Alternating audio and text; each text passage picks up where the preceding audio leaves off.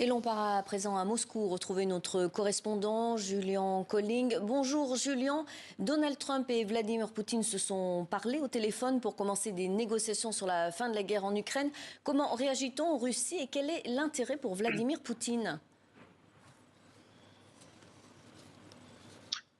Alors d'abord sur les réactions, bien sûr, c'est plutôt, on va dire, cordial et positif. Dans les médias russes, chez les experts également proches du Kremlin, on félicite la volonté affichée américaine donc de dialogue avec la Russie, un dialogue renoué, puisque bien sûr ici la bête noire, c'était vraiment Joe Biden, qui était quasiment accusé en Russie d'avoir, si ce n'est pas fomenté la guerre en Ukraine lui-même, et donc bien sûr c'est un changement de ton, c'est important à Moscou d'accueillir encore une fois l'arrivée de Donald Trump au pouvoir. Et Dmitry Peskov, le porte-parole du Kremlin, a d'ailleurs à nouveau commenté aujourd'hui même donc les premières discussions apparemment téléphoniques entre Poutine et Trump, en disant qu'effectivement la Russie espérait une rencontre rapide et prochaine en personne entre les deux présidents. Donc c'est peut-être effectivement en Arabie Saoudite que ça va se produire, même si pour l'instant il n'y a pas encore de confirmation sur ce lieu du côté russe.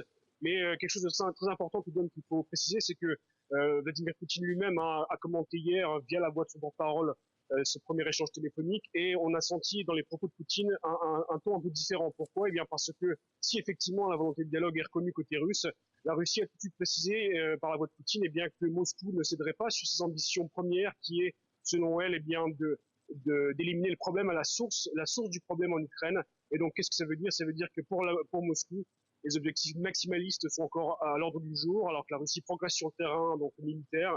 Et ça veut dire quoi? Bien, ça veut dire sans doute pour la Russie essayer de mettre en place par la force un gouvernement en Ukraine beaucoup plus favorable à la Russie, pro-russe on peut dire, également la réduction de la taille de l'armée ukrainienne, et bien sûr une ligne rouge absolue, c'est l'adhésion de l'Ukraine à l'OTAN.